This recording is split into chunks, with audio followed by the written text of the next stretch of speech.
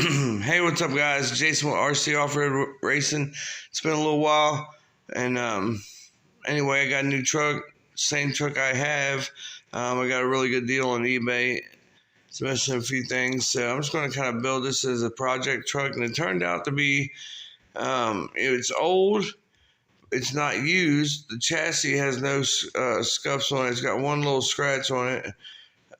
Definitely wasn't ever hit on the dirt anywhere. Which you will see here in a minute. But anyway, this is also these little lights I got for $1. It's like it'd be a good little pit light. Takes 3 AA's, and then you got plenty of light to see. You might have to move around. You can hang them up maybe. I don't know, but it's definitely bright. And yeah, guys. So, all right, guys. So yeah, I found a like new. Cut this off real quick. Found a like new Serpent 811 Team Edition electric truggy. It is missing the servo, ESC, and radio box, which is all kind of one deal. On this one, I've cut the radio box. On this one here, I've cut the radio box and put it back here in the battery compartment. I a lot of times use 4S, just one brick pack. On this one, I've got the shorties in it right now. It'll run 2 regular stick packs also. But anyway, so I've got the ZTW 150 amp ESC, the 1900 hobby wing with an 18 tooth pinion. And that's what I went ahead and put in there. But like I said, I'm still waiting on the mount. You can't. Hold on, let me see. Let me take this off and I'll show it to you. I think I'm going to try to fit this old body on it. Just for now, I'll probably get another body. Let's see. This one's kind of short because I extended. Alright, guys, I'm going to try to go over all the mods I've done to my SRX-8 TE. Which stands for Team Edition.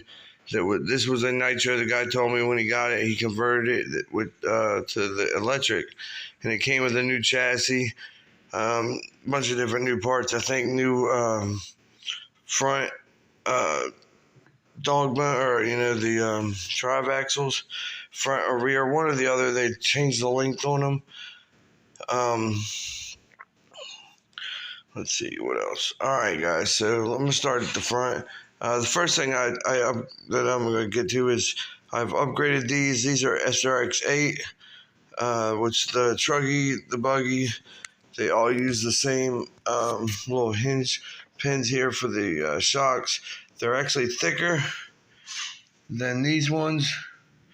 The diameter of the shaft of it is like, these are like 2.5, maybe 2, and these are like 3 probably. So I had to change the inserts. Actually, I'm using not even just the inserts. I'm using the whole ends for the SRX-8 on my front. So yeah, there ain't really much difference. They're about the same thing, but all right. This one actually has the metal alloy, I guess, front steering rockers, whatever you want to call it, the hubs, or this one still has the plastic ones. I have a backup of those that I guess the guy that originally, because he put those on there, not me. I have a backup set that I guess from where he took them off. This one I run a nose piece on it, which that's actually like a 10th scale associated nose piece, but it fit good. I've also got this one upgraded with this steel shock tower because I did have this one break one time. All right, then if we go on back a little bit, you can see that I have a thicker steering swing arm, I guess you call it. The stock ones, they work fine until you get some use on them. And because if you notice, the shaft is a lot thinner than the other ones. So I use these thicker. These are HB rods with I think those are Mugen ends on the inside to curl back. They're similar to those, which those are longer. It took some modification, but I got it. They fit good. I've never had trouble with it. I've been running it like that for at least 6 months. Yeah. So let's see what else. All right. Next, I see I got this set up for the Bruggy body, which wasn't hard. You just put a, basically like a buggy mount, but you put an extender and a longer screw, but a buggy mount in the front. This one's got the spot for it. Also, I've got the SRX-8 steering Ackerman. This part right here. As you can see, this one's longer. All right. This one for the servo, I have a Power Hobby 729, which is a completely awesome Truggy servo. I found it was too powerful for the buggy, so I put it in my Truggy, and it's like perfect. This one I'm going to use this 32 kg JX. It does have some pretty decent power, and the speed's right there. So it doesn't really, I don't think it's going to hold up too long, but it'll get us started with this project. And then I got the 1900 kV Hobby Wing G2 motor in there. It's a buggy motor, but I've got it geared with 18 tooth. And I'll explain that in a minute. The gearing on these Truggies are a little different. I've modified the gearing. I've actually got a 46, which the new Truggy has a 44, but I wanted to go with the 46. The teeth, the final drive ratio, like as far as the parts for the rest of it would be this. If I had this at 44, that would be the same as the current Truggy, because I have a 10 tooth diff pinion in the front and rear. Actually, on this one, I've upgraded the differentials and the pinions to, they came out with an upgrade for it a few years after they made this truck. So they're conical, meaning like angled instead of straight. So ever since I've done that, I've had more luck. So I now have that in the front and rear. This one I haven't gotten into the front or rear differential, which I will have to do before I run it. It's kind of noisy. It is. It does have a metal spur gear. These Serpents, they only ever use metal spur. And I'm just wondering if maybe he has the differentials. Actually, they're straight cut gears, so they shouldn't really matter which direction they go. So I don't know, but it just seems a little noisy. But okay. So moving on back. Okay, so you can see there I have the radio box and the battery tray. Because see, I have this where I run 4 cells a lot. I'll run now a lot of brands make them. They're low center of gravity, like 6,000 milliamp. They have up to 65, I think I've seen by Send It. They're low profile, so they're really low, and they fit in there really good. With the motor over here, it does probably send the weight, put the most of the weight on this side, but it's not that bad, especially the low pros, or the low center of gravity batteries. So I haven't really had I haven't really been able to notice a negative effect from it. So all right. Like I said, this one I'm just going to run the two cells to start with. And I'm trying to decide if I should get the upgraded, like the Serpent SRX-8 ESC mount and servo mount, because it's just a little different. It mounts the servo totally different. It mounts it up, like sitting up long-wise. So I'd have to get the steering parts for it too, for the bell crank housing. But I do have, I think I do have a spare of that. So, because right now the arm off of it comes down here instead of out here or wherever they typically do. But I can either turn it that would work, or I can just use the other one to if I decide to go that route. But like I said, I might try to upgrade that.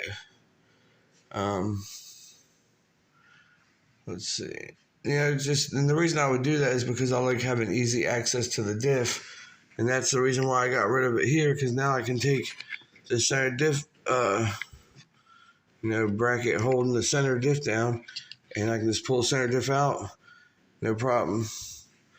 When before it had the radio tray right here, and it was you could do it, you could get it out without, removing it.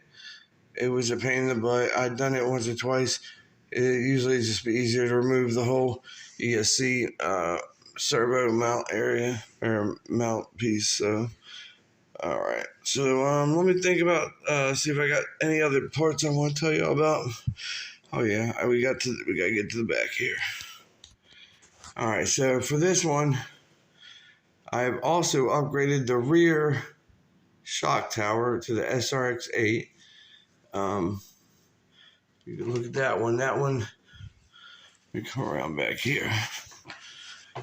Now you see that? That looks just like the SRX-8 Truggy probably from the rear, or the buggy. Whereas this one, it's got this weird kind of, the wing starts down here and mounts down to a lower hinge pin. Then it mounts up here to the wing riser, and then to the shock tower. So let's see if I can zoom in on that. But anyway, mine had ripped out where these top bolts connect to the shock tower, and then the wing flips back. But this guy looks like he's already remedied that. I can see he's got super glue down it, but he's got new metal nuts, where these come with plastic nuts in those areas. It's kind of the strangest thing, but Serpent uses plastic nuts to use them on the 10 scale, but they also, back in the day, would use them on these 8 scales. Let's see. If you look, let me see if I can. Yeah, you can't really see it, but right there. Let's see here. See that white spot right there? That's like super glue, but there's a nut down in there. A metal nut, not a plastic one. I know y'all can't see that, but all right. All right, and so the other major thing I did in the rear, which of this one, which getting that on there was kind of a pain in the butt, because I did use a very crude piece of plastic. I could clean this up better or found something different. If I need something, because the shock tower did not have a good bolt holes. It was just like cross areas, for strength and to lighten it up. So I put that plastic on the other side, and then through the back mounts I put screws and nuts. So, but and that's the whole reason I did was able to do all this, is because now if you look at both of the Truggies, you will see that this one here has the shocks in the front of the tower, whereas this one has them to the rear. Well, what I'd end up doing, because, that's an old style, having them in the front. I don't know of any other Truggies that ever did that.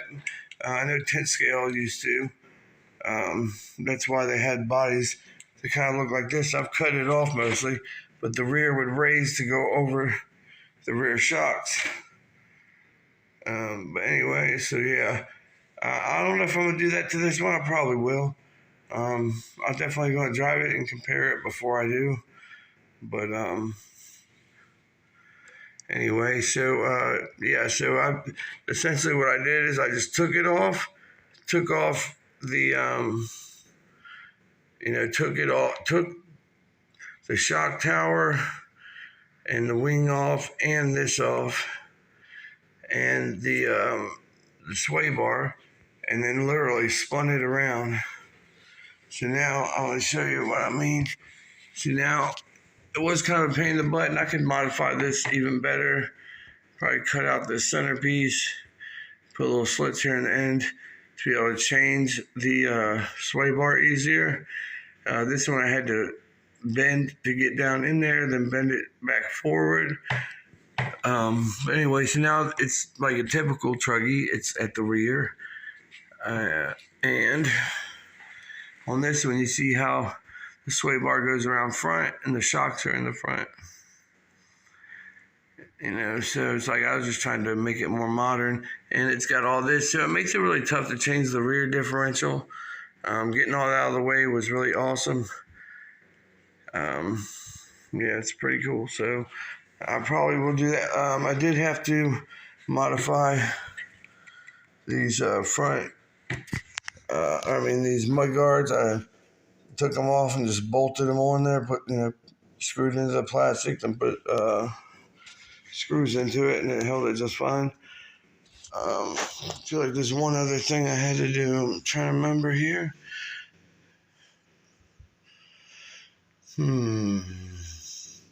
Oh yeah, on this I did have to change where the grub screw. When I flipped it around, I had to change the grub screw location, and luckily there was an area right up here where I could drill the holes, because originally they were right there. See that one on the left?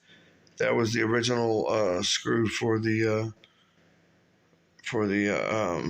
grub screw that for the ride height. So yeah.